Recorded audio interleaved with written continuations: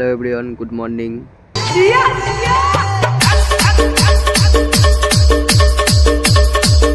সকালবেলা গিয়ে গাড়িটা লাগিয়ে দিলাম, লাগিয়ে দিয়ে লাগেজগুলো লোড করে বাদপতি করে নিলাম।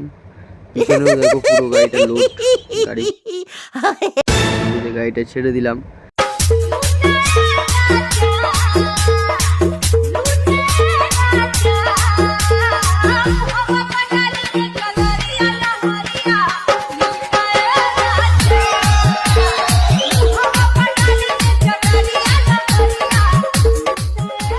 ক্যানিং পার করে ঢুকে গেলাম এখন আমি গোসাবা।